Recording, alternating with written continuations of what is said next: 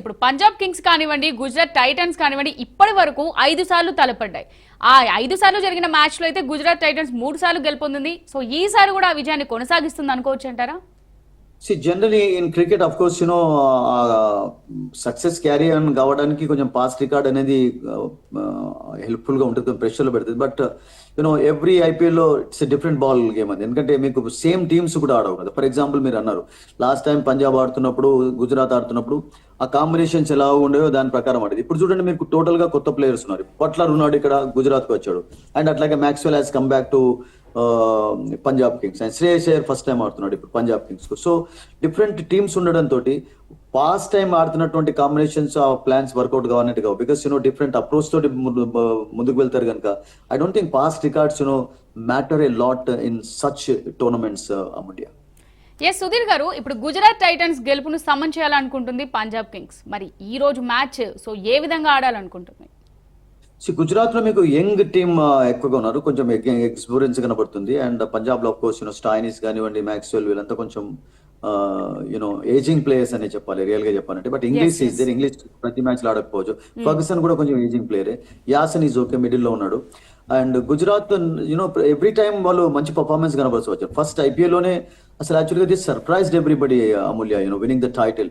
Second లో కూడా వాళ్ళు చెన్నైతో ఓడిపోయే ముందు మనం చూసాం లాస్ట్ ఓవర్ వరకు ఎంత ఉత్కంఠభరితంగా కొనసాగిందో match. Same happened in Ahmedabad. So Ahmedabad లో ప్రతిసారి కూడా మనం ఈవెన్ కోల్కతాతో జరిగినప్పుడు కూడా లీగ్ మ్యాచ్ లో సమ్ ఎక్సైటింగ్ ఫినిషెస్ మ్యాచెస్ చూసాం. ఎందుకంటే గ్రౌండ్ ఫెసిలిటీస్ అలా ఉంటాయి.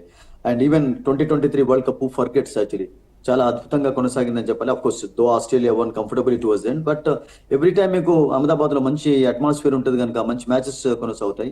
అండ్ గుజరాత్ ఈ సంవత్సరం సాయి సుదర్శన్ అండ్ మీకు శుభ్మన్ గిల్, 2 ప్లేయర్స్ లో ఎవరైనా ఒకళ్ళు కూడా మంచి పర్ఫార్మెన్స్ కనబరిచినట్లయితే they will be very happy. ఎందుకంటే వాళ్ళకు ఫారిన్ స్ట్రెంత్ చక్కగా ఉంది బ్యాటింగ్ లో, ముఖ్యంగా Buttler and Phillips they are real గా చెప్పాలంటే వెరీ అటాకింగ్ ప్లేయర్స్, చాలా అద్భుతంగా ఆడతారు.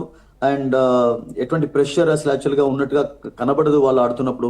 అండ్ బౌలింగ్ లో ముఖ్యంగా వాళ్ళకు Rashid Khan how important is going to be అని చెప్పి మనం చెప్పే అవసరమే లేదు. హైదరాబాద్ ఆడుతున్నప్పుడు చూసాం, గుజరాత్ ఆడుతున్నప్పుడు చూసాం. బట్ ఈ మధ్య కాలంలో కొంచెం రాషిద్ ఖాన్ కూడా విసా ఇన్ ఛాంపియన్స్ ట్రోఫీ కూడా కొంచెం రన్స్ ఎక్కువగా ఇస్తున్నాడు. Because I think people have got the hang of playing game match ఇలాంటివి అంటుంటాం కదా. అతని అలవాటు పడ్డారు అసలు యాక్చువల్గా. సో అతనివి కొన్ని గతంలో ఉన్నటువంటి కొన్ని వెరైటీ డెలివరీస్ కూడా అవి ఎక్కువగా వర్కౌట్ కావటం లేదు. బికాస్ అతన్ని రీడ్ చేయడం కొంచెం ఈజీ అయిపోతుంది. బట్ ఈ still a good bowler.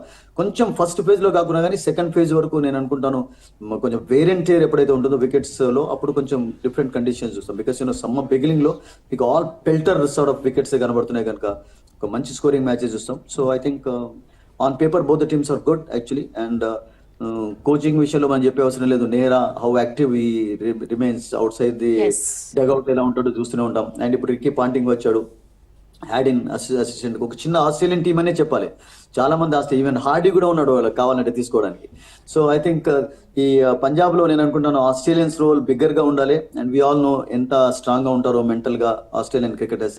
And if Ponting is going to be successful as a coach, I think they can definitely create history this year. Because team ఉంది పాపం 17 seasons నుంచి even వాళ్ళు knockout కొరకు కూడా ఎదురు చూస్తున్నారు కనుక this time I think they have to దాని సెంటిమెంట్ నుండి బయటికి రావాలి. ఎస్, థ్యాంక్ యూ సుధీర్ గారు, thank you so much. Right, ఇక ఇది వాళ్ళ special right. Keep watching Raj news.